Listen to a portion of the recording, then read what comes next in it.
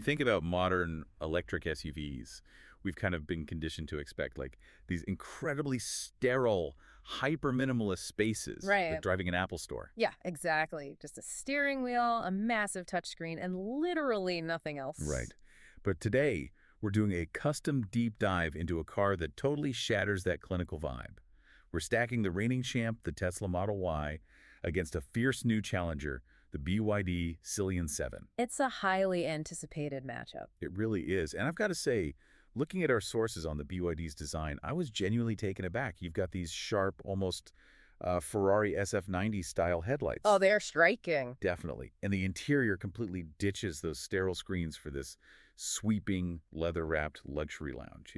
It makes you feel genuinely good sitting in it. It is a massive departure from the incumbent, yeah. You're trading that tech minimalism for traditional tactile luxury. But the real question for you listening is whether the engineering underneath actually matches that premium feel or if it's all just surface dressing. That's the catch, right?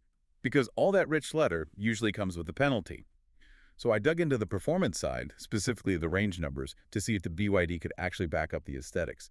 And looking at the data, I actually came up with an analogy. Oh, let's hear it. So Tesla feels like that friend who, constantly exaggerates. Like they claim they can go 353 miles on a single charge, but they actually hit the wall at around 278. Ah, right. The classic overpromise. Exactly. Meanwhile, BYD is your remarkably honest friend. They claim 312 miles, and in real-world tests, they hit 301.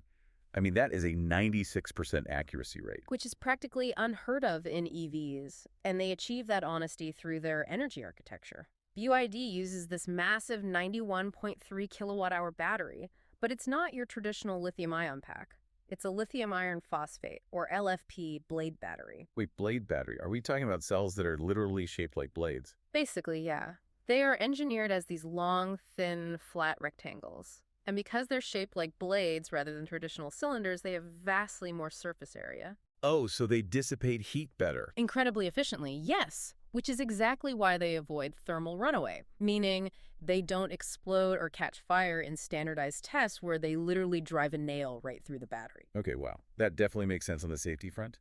But the sources also talk about this cell-to-body, or CTB, architecture. Right, the CTB setup is fascinating. Yeah, because the battery isn't just a heavy box bolted underneath the frame anymore. The top cover of the battery pack literally acts as the physical floor of the cabin. You're resting your feet on the actual battery. And fusing it that way creates immense structural rigidity for the entire vehicle. Wait, I have to push back here, though. If you're fusing a gigantic battery directly into the frame to act as the floor, doesn't that just completely ruin the car's weight and efficiency? Well, you've hit on the critical compromise. Engineers actually have a term for that trade-off. They call it the mass tax. The mass tap.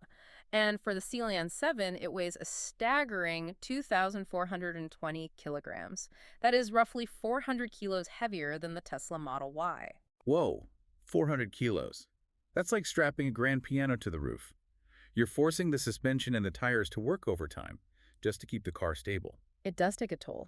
That mass tax lowers the efficiency to about 3.3 miles per kilowatt hour for the BYD compared to Tesla's 3.7. Right.